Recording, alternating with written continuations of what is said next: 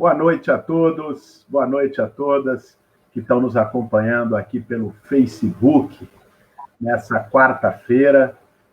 Mais um dia de quarentena, mais um dia de isolamento físico, mais um dia da pandemia do coronavírus.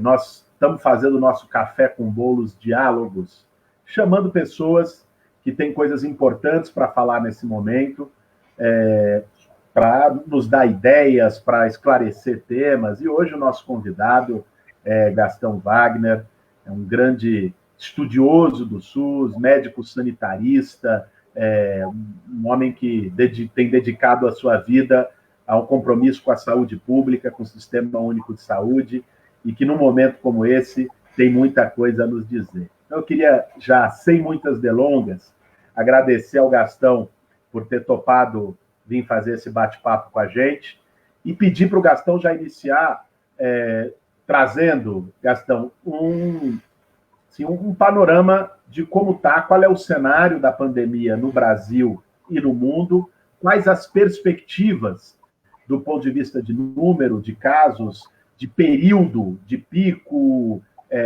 estabilização, que nós podemos estabelecer, se é que a gente pode estabelecer alguma perspectiva segura, e como a saúde pública brasileira está ou não preparada para enfrentar o avanço da pandemia. Boa noite, Gastão. Obrigado por estar aqui com a gente. Boa noite, Guilherme. É um prazer estar com você. Respeito muito o seu trabalho, sua figura, sua história. Então, é uma alegria estar com você. A pandemia, né, do Covid-19, do coronavírus, nos surpreendeu, né? É verdade que nós vivemos num planeta que tem 6 bilhões de pessoas, com a desigualdade regional entre as nações, entre as classes sociais, gênero, incrível, né? Então, mas, de qualquer forma, é uma pandemia complicada, porque a transmissibilidade, a capacidade de transmitir do vírus, né, do Covid-19, é muito alta. Então, a gente tem um crescimento chamado exponencial, explosivo, dessa epidemia. E, ao contrário do que se disse, que a mortalidade, a letalidade é baixa, a letalidade é alta.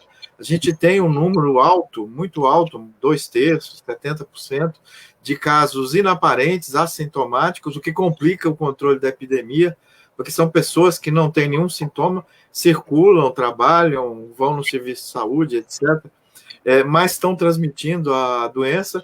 Mas nós temos entre 10% a 20%, depende do local, do país, dos casos que são graves, as pessoas vão parar no hospital, e desses que vão parar no hospital, a metade termina em terapia intensiva, são casos graves, com a mortalidade alta, né, entre os idosos, mas não somente entre os idosos. No Brasil, 25% dessa mortalidade são pessoas com menos de 60 anos, né? Ou seja, então, é uma epidemia que virou o mundo de cabeça para baixo, né? Porque obrigou os países a colocar a defesa da vida, o ser humano, antes dos negócios, antes da produtividade. Né? E é um vírus que nós não temos armas farmacológicas, nós não temos vacina ainda. A esperança é que venha a produzir a vacina e que seja utilizada em 1 ano, 2 anos. E a gente não tem nenhum medicamento antiviral que tenha efetividade na infecção pelo... Então, as medidas que os países estão tomando, ou seja, é um vírus novo.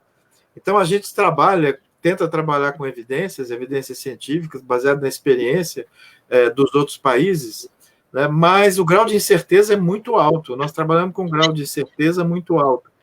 E as recomendações que o Brasil tem seguido, apesar das divergências e conflitos que eu vou falar em seguida, do vírus, é um conjunto de estratégias, não é uma ou outra, é uma e outra e outra e outra.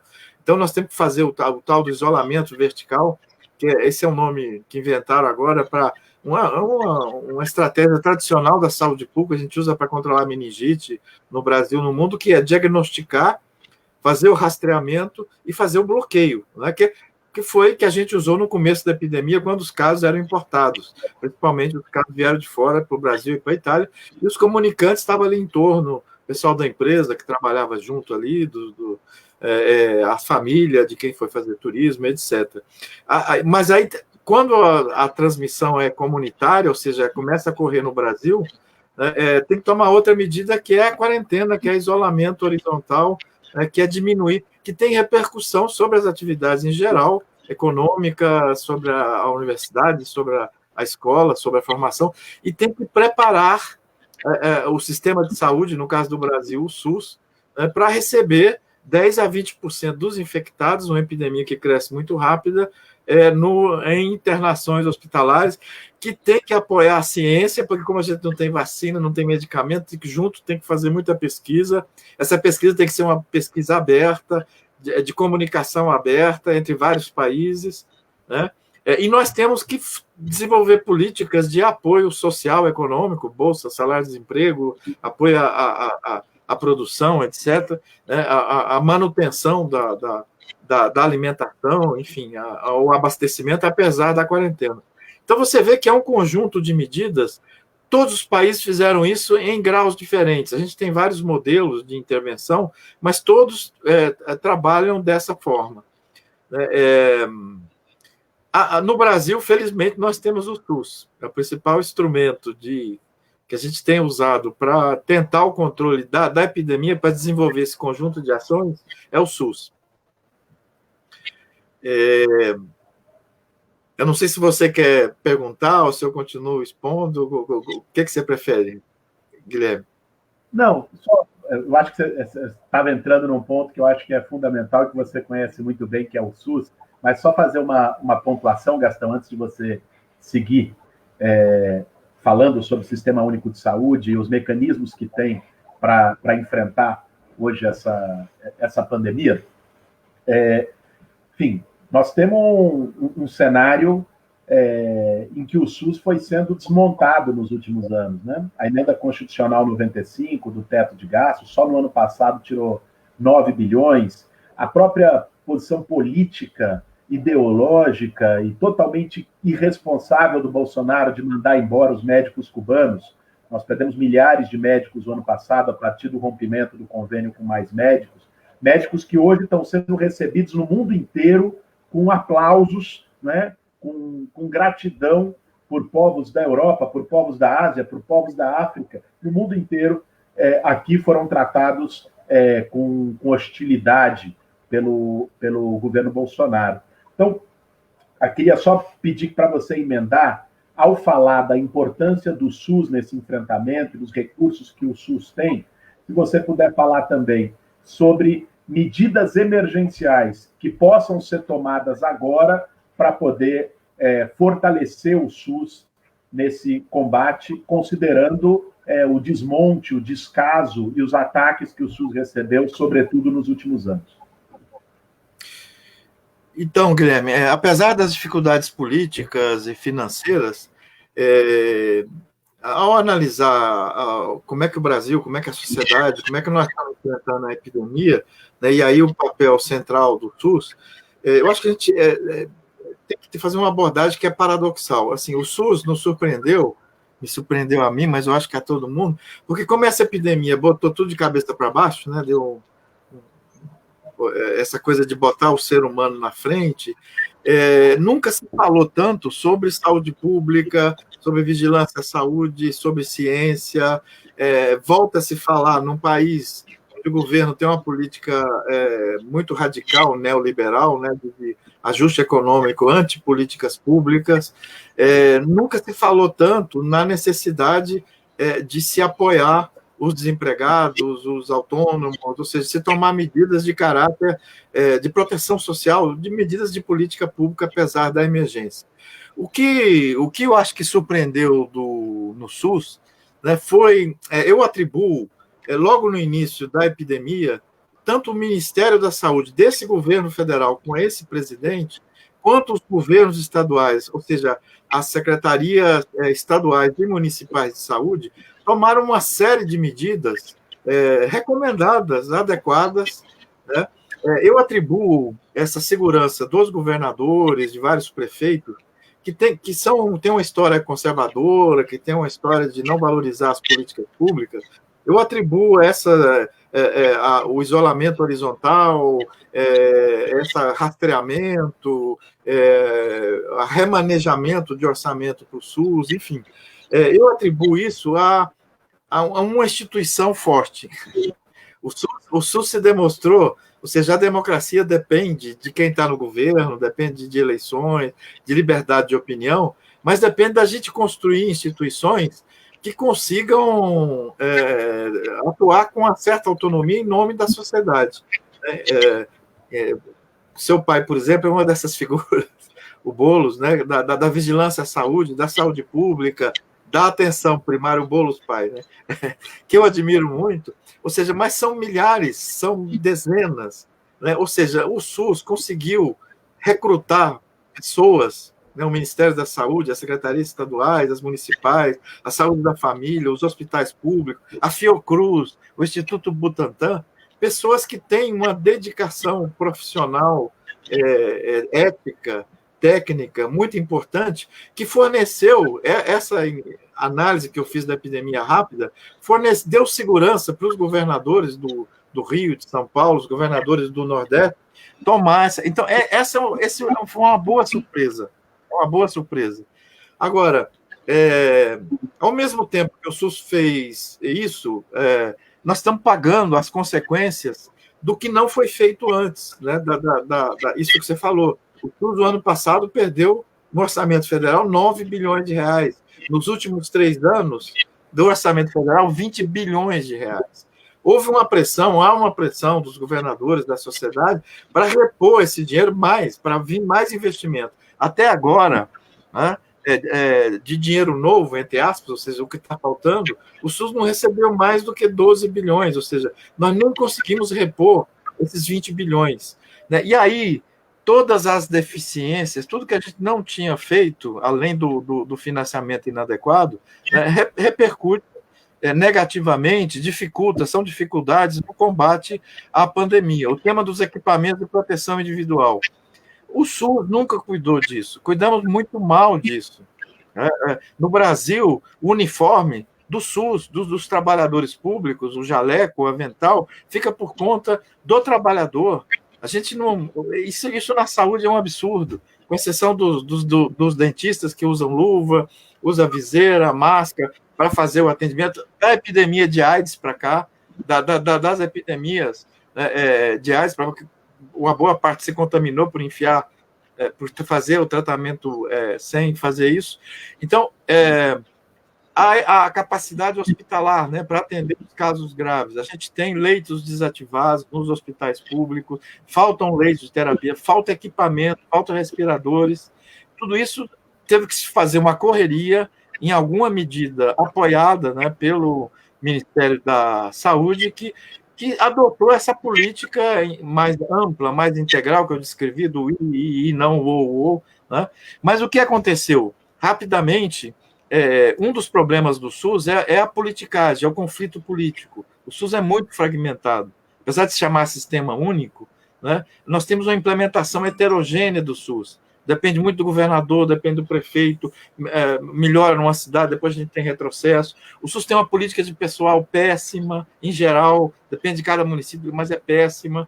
Né? E a gente tem um presidente da República, que você falou, que tem uma proposta que viu a epidemia de uma forma centrada nos negócios, centrada nas empresas, centrado no interesse do mercado e não no interesse. Então, desde o começo, ele está contra a quarentena, a forma de isolamento, que é a principal arma de prevenção de todos os países. A Argentina está fazendo, a França fez, está fazendo ainda em alguma medida, etc. Além disso, o Bolsonaro, de umas 4 semanas para cá, ou seja, de um mês para cá, proibiu, e o ministro cedeu, né, que ele continuasse fazendo reuniões com governadores, com secretários municipais de saúde das grandes e médias cidades, como começou no início dessa epidemia.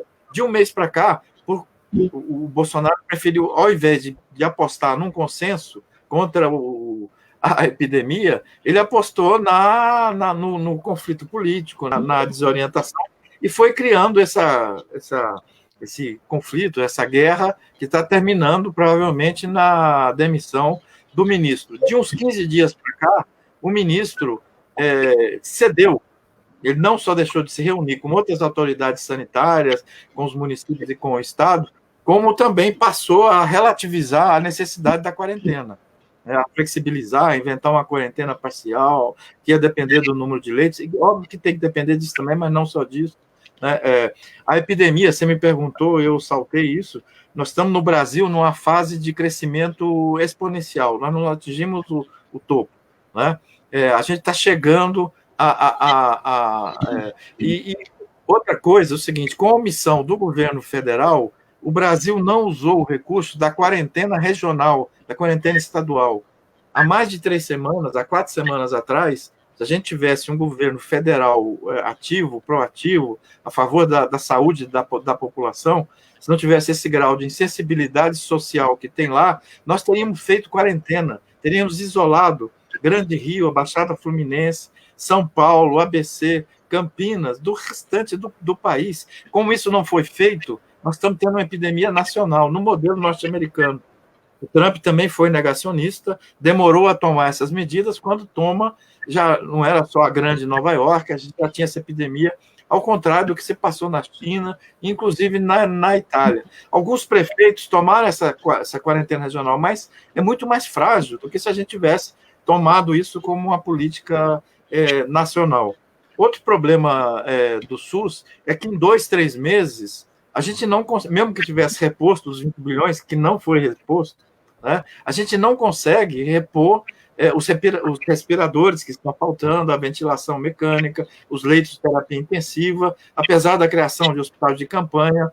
Aconteceu umas coisas muito bonitas, né? O Hospital das Clínicas da USP aí reservou, se preparou todo o prédio central antigo, para quem conhece lá, né, para o coronavírus, para trabalhar como referência, e transferiu para as áreas especializadas, por INCOR, por exemplo, atendimento de abdômen agudo, apendicite, uma série de outras coisas.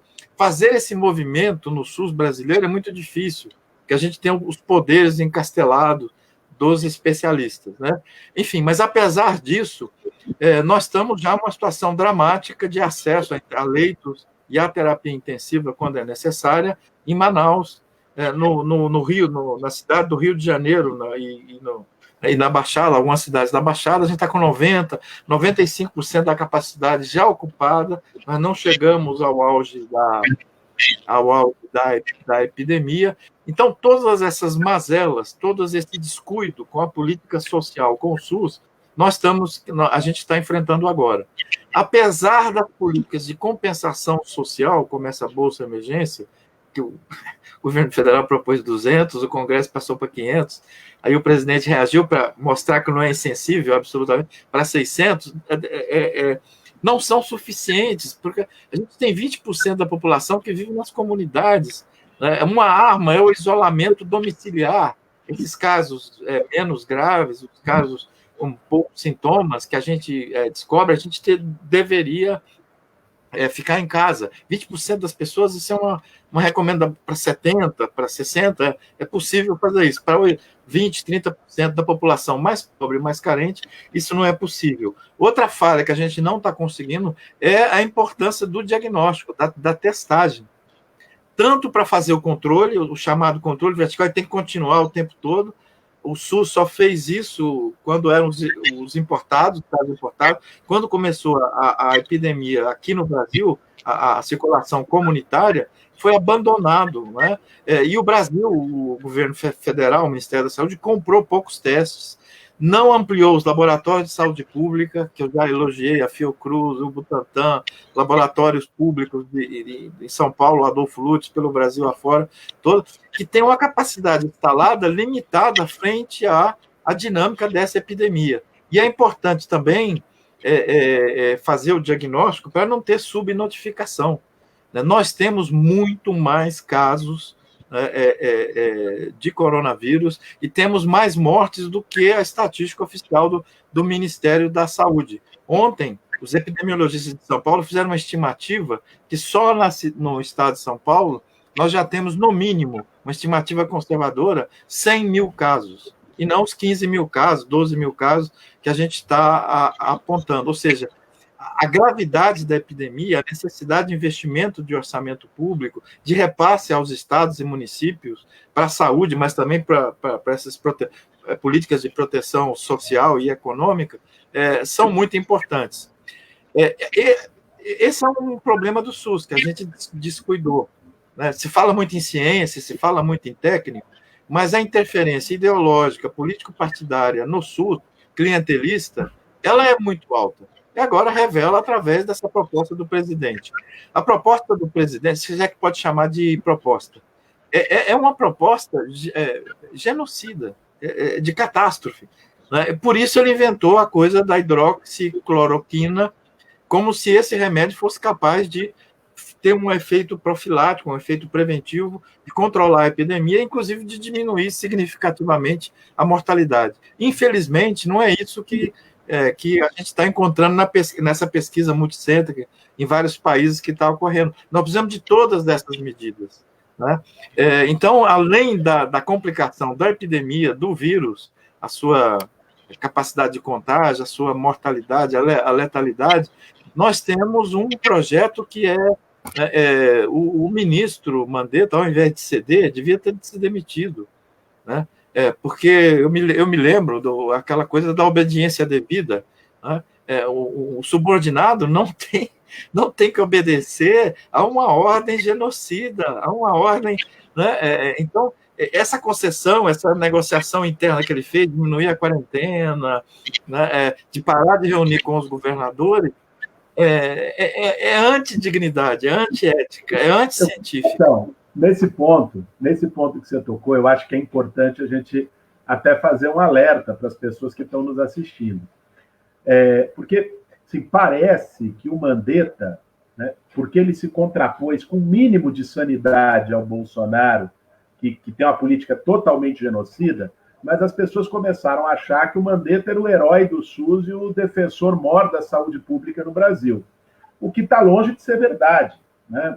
O Mandetta, inclusive, construiu a sua carreira na Unimed, a sua relação com a saúde é como gestor de plano de saúde privado, né? De saúde complementar, não defendeu o rompimento com os médicos cubanos, né? Foi quem, inclusive, ajudou a impor isso após virar ministro do Bolsonaro, e está aceitando, pelo menos até aqui, a troco da permanência no cargo, uma série de concessões que são graves, tanto em relação à descoordenação com os estados, que você colocou aí, que é essencial para o funcionamento do SUS, né, ter um grau de coordenação entre os entes federativos, como em relação ao próprio discurso de relaxamento ou flexibilização do isolamento físico, que é muito necessário. Então, é evidente que o Mandetta, se for demitido, e tudo indica que será nas próximas horas,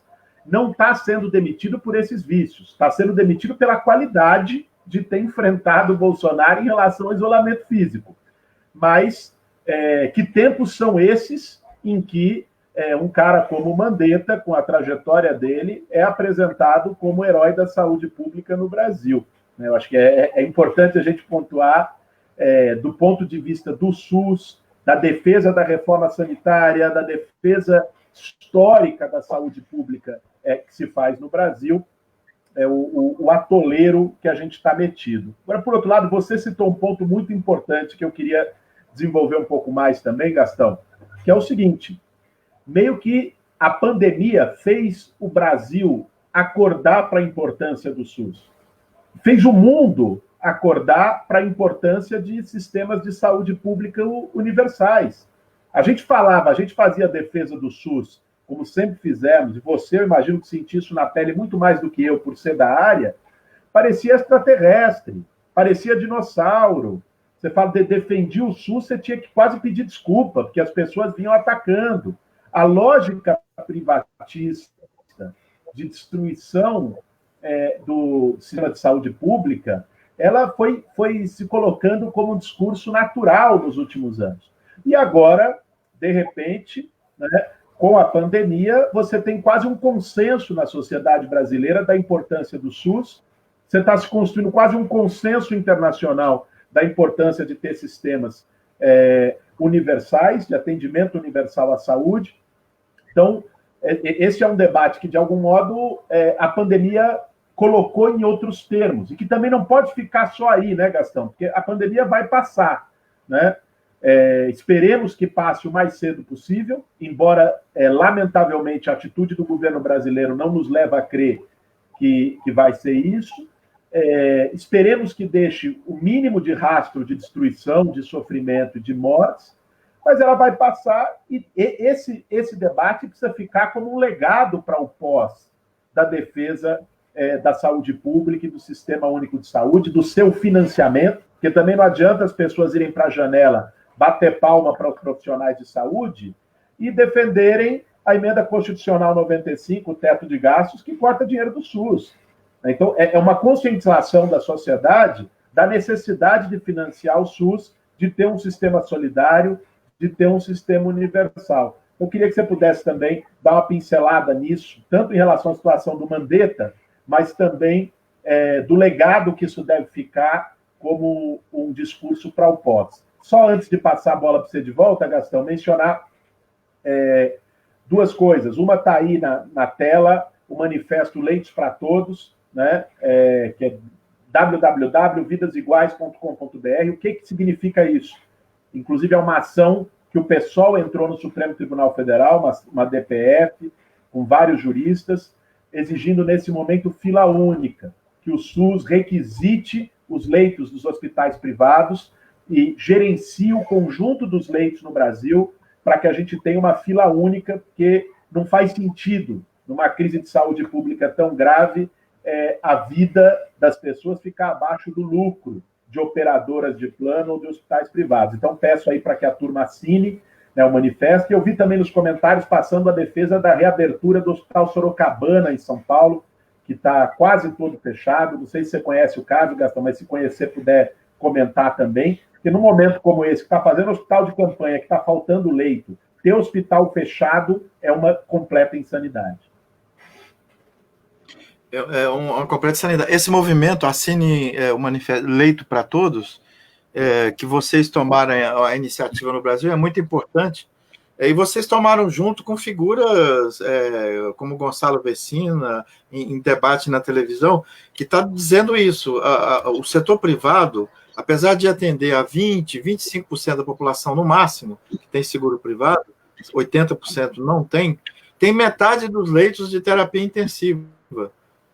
Então, está claríssimo que a regulação, que a gestão do conjunto desses leitos tem que ser feita pelo SUS, tem que ser feita pela Secretaria Estadual, pelas secretarias municipais das grandes e médias cidades, como vocês estão propondo.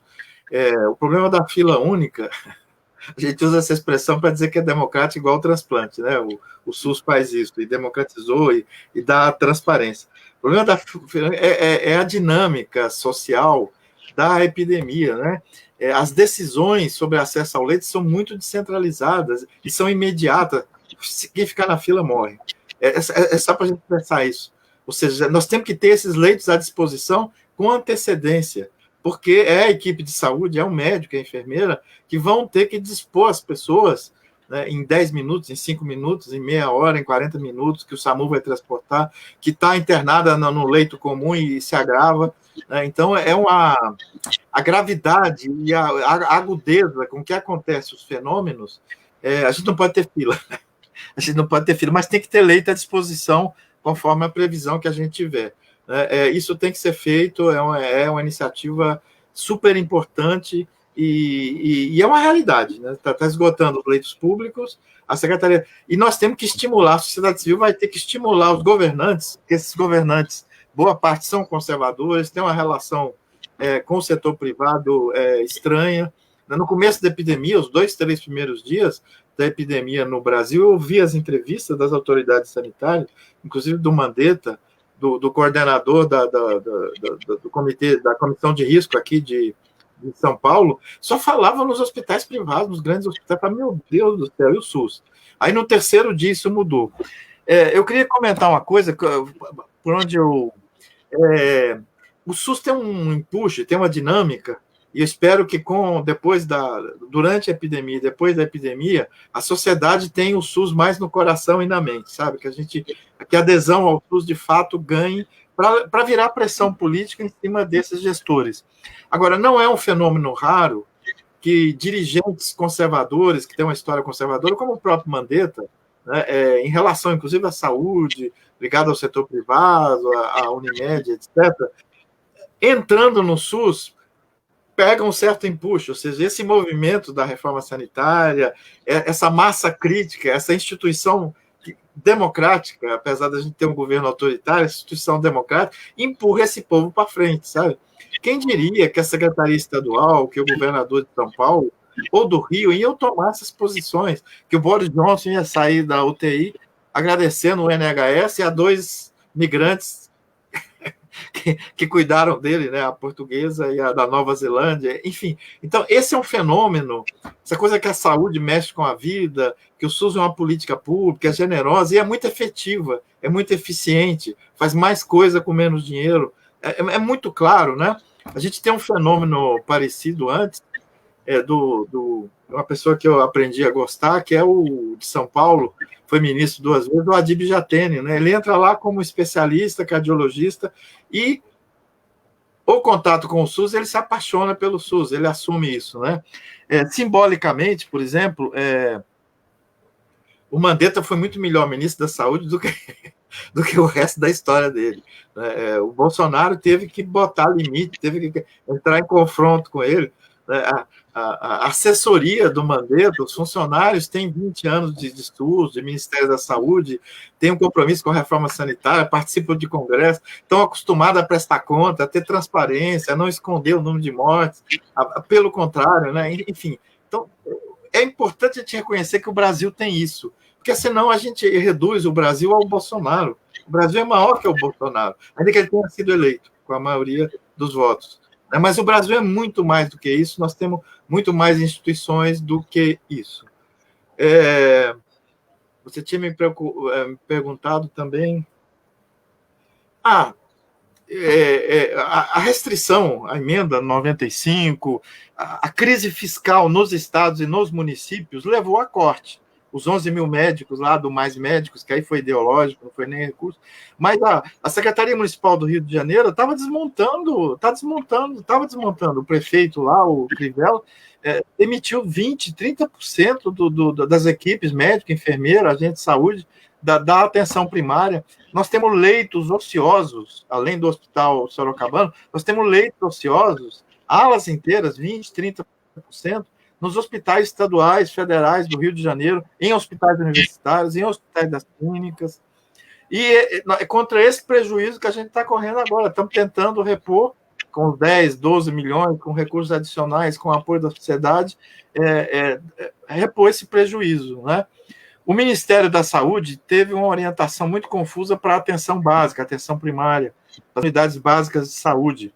Se você pegar Portugal, outros países que têm sistema público, como o Brasil, eles fizeram uma reordenação para poder apoiar os hospitais mais rápido do que nós estamos conseguindo fazer aqui. Aqui ninguém na atenção primária, tirando os dentistas que eu falei, tem equipamento de proteção individual, ninguém tinha. Na urgência e emergência, cada um com seu aventalzinho. Então, é dramático, né? E a gente tem uma tradição, Guilherme, de gestor, a gente precisa de bons gestores. Eles não podem ser todo cargo de confiança, tem que ter concurso interno, né? O SUS é uma área de saúde pública, técnica, então não pode ser os cupinchas, seja lá qual for o governo que vai ser diretor de hospital, de câncer, etc. Mas os gestores, eu acho que influenciado pelo mercado, pelo toyotismo, tem uma visão que eu chamo de medíocre, mesquinha, que por exemplo, eu vou dar 2 exemplos na epidemia. Equipamento individual falta. Até tem um problema aí de fabricação, né? A desindustrialização do neoliberalismo levou à produção. O Brasil, 80% do equipamento de proteção individual é comprado, é importado da China.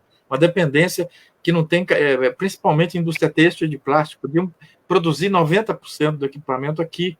A gente perdeu. Mas, enfim, voltando ao que eu ia dizer de mesquinharia, com a falta de equipamento individual, as autoridades, boa parte dos gestores, inclusive o ministro, na época, um mês atrás, divulgava que os usuários, a sociedade, no transporte público, no supermercado, quem tinha que trabalhar não tinha que circular de máscara.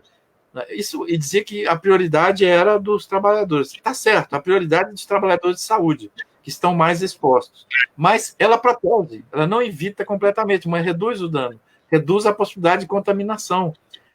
Até a gente conseguir divulgar que era uma mesquinharia de gestor não reconhecer, como o Belo Horizonte está fazendo agora, que todo mundo tem que circular de máscara, todo mundo que tiver que circular na quarentena tem que circular de máscara. O usuário também fica protegido, ainda que seja máscara caseira, lavar a cada 3 horas, 4 horas, etc. E a outra mesquinharia foi os testes, a testagem. Como o Brasil tinha pouco teste, quando a epidemia ficou, o Ministério da Saúde, o ministro da Saúde foi a público dizer que não precisava de teste, que não precisava fazer o controle vertical, que não tinha jeito, que são milhões de pessoas. Então, isso aconteceu, e aí o papel crítico dos profissionais, dos movimentos sociais, que têm atuado bastante na defesa do SUS, na luta contra a epidemia. É isso, Gastão. Gastão, nós estamos chegando aqui no final da nossa live. Eu acho, só para a gente encerrar, você terminou sua fala colocando o tema dos testes. Várias pessoas mencionaram isso também nos comentários.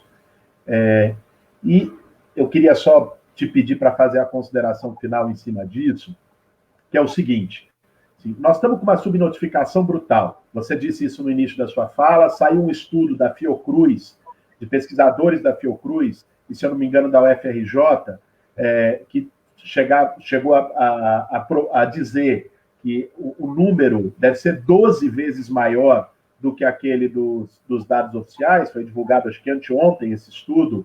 Teve uma repercussão muito grande ontem pela agência Reuters, no mundo inteiro, falando sobre a subnotificação no Brasil. Hoje parece que o Mandetta também, na coletiva dele, voltou, já de saída praticamente do Ministério, mas voltou a defender a estratégia, que não é uma estratégia, na verdade, é um puxadinho, é transformar vício em virtude, de não utilização de testes massivamente. Agora, o que eu queria pontuar aqui e pedir que você comentasse, Gastão, é que essa não é apenas uma questão de estatística. A gente saber quem está ou não é para engordar as estatísticas. Mas é que, se o cara não é testado, ele continua agindo como se não tivesse coronavírus e ele sai contaminando gente. Então, se a gente não tem teste, isso também prejudica muito a estratégia de intervenção.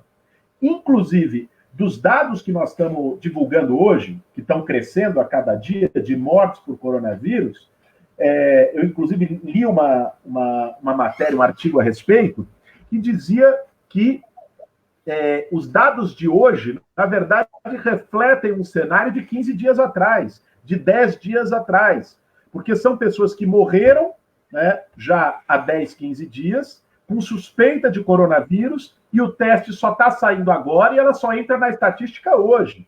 Então, o cenário pode ser muito pior, inclusive, do que nós estamos vendo um retrato que já passou. O retrato de hoje, se continuar nesse ritmo, nós vamos ver daqui a 10 dias. Então, isso cria um problema de controle da pandemia grave. Então, eu queria que você fizesse a tua consideração final, Gastão, falando sobre essa coisa dos testes, o porquê é importante ter a testagem e como o Brasil poderia fazê-lo. A testagem, o chamado teste molecular, que evidencia a presença do vírus, que poderia ser mais rápido, está demorando 10, 15 dias no SUS, é um absurdo isso. Você tem que contratar, falta gente, falta algumas, operação. É muito importante. Essa testagem ela tem esses dois objetivos que você falou. As estatísticas, o volume de casos, indica a necessidade de tomar algumas medidas que a gente não está tomando. Por exemplo, 10 vezes maior em São Paulo, no Rio, a gente teria que ter uma quarentena mais forte. A gente teria que tomar medidas de isolamento mais radicais do que nós estamos tomando. Segunda-feira, a avaliação pelos celulares é que em São Paulo a gente teve 50% apenas de isolamento. Então, ele tem esse objetivo, né, de orientar as autoridades sanitárias, o SUS, a tomar medidas. Mas tem um objetivo fundamental, que é o que você falou, que é um instrumento poderoso de controle da epidemia. Além da quarentena, além da tal isolamento horizontal, né, se a gente testar, rastrear o caso, ou seja, ir atrás, isolar o caso positivo e os comunicantes, é uma forma de diminuir a circulação do vírus. Esse isolamento, uma parte vai ser domiciliar em casa, não dá para todo mundo ficar em casa, mas 70%, 80% dá. Os comunicantes devem ficar. Orienta, esse setor dessa empresa tem que parar, esse setor de não sei o que, porque está havendo caso lá. Então, é um instrumento importante que é chamado o controle vertical, né? Aqui no Brasil surgiu uma polêmica ridícula, né, que teria o controle, o isolamento vertical e o horizontal. A proposta no mundo inteiro são os dois, tem que fazer os dois. O horizontal vai diminuindo na medida que a gente chega no topo e começa a crescer, mas esse controle vertical, que é baseado no teste, que é baseado no diagnóstico, e nas equipes de visitadoras, da atenção primária, que vão atrás dessas pessoas, que vão fazer visita, que vão orientar, que vão criar condições, que vão avaliar o agravamento de cada caso individual, né? Então, agora, o problema é como correr atrás do prejuízo. O Brasil não tem uma produção de testes para o coronavírus no volume necessário. O Estado de São Paulo importou ontem, chegou 700, 800 mil testes quase, né? Mas, ou seja, a competição por adquirir esses testes no mundo com o coronavírus na Europa, nos Estados Unidos, está muito difícil. Então, mas mesmo assim tem que fazer o esforço. Nós temos que tentar fazer o máximo de testes. No hospital, todo mundo que internar devia fazer o teste. Não estamos fazendo nem no hospital. Na atenção básica, na urgência, emergência, todo mundo que tiver sintoma muito forte de coronavírus, nós deveríamos fazer o teste. Mesmo assim, nós vamos ter uma subnotificação, porque 40% não vai procurar serviço de saúde porque não sente nada. É inaparente a infecção. Mas todo mundo que tivesse, nós tínhamos que ter teste em cada serviço de saúde, Boulos. Então, mas nós vamos vencer essa. Com certeza, com certeza. Vamos vencer essa batalha, né? A gente poderia vencer ela com muito mais facilidade se a gente tivesse um presidente que tivesse ao lado da vida, não ao lado do vírus, né? Mas, enfim, acho que nós temos que fazer a nossa parte, dando exemplo, cobrando, colocando um debate, e um debate como esse que nós estamos fazendo agora também é informativo. Em tempos de tanta fake news, em tempos em que o contato social acaba ficando muito restrito aqui às redes, é importantíssimo fazer essas discussões. Queria agradecer, Gastão, agradecer muito pela tua disposição da gente fazer esse bate-papo, foi muito bom. Agradecer a todo mundo que nos acompanhou até agora, está aí nos comentários, está nos assistindo. Pedir para as pessoas levem isso adiante, compartilhem, faça esse vídeo chegar em mais gente, para a gente poder reforçar com a sociedade tanto as medidas de proteção no momento como esse, as medidas de isolamento, mas também a importância de se conscientizar sobre a defesa do SUS e sobre as políticas de saúde pública que precisam ser tomadas não apenas em tempo de pandemia, em pandemia em caráter emergencial, mas que sejam medidas permanentes, que sejam uma conquista da sociedade brasileira. Obrigado, Gastão, boa noite a você e boa noite a todo mundo que nos acompanha. Boa noite, obrigado, Boulos, pelo que você faz, o que o movimento que você participa faz, o que o partido, o PSOL faz, o que seus deputados fazem. Parabéns. Obrigado, Gastão. Tamo junto. Um grande abraço. Tamo junto.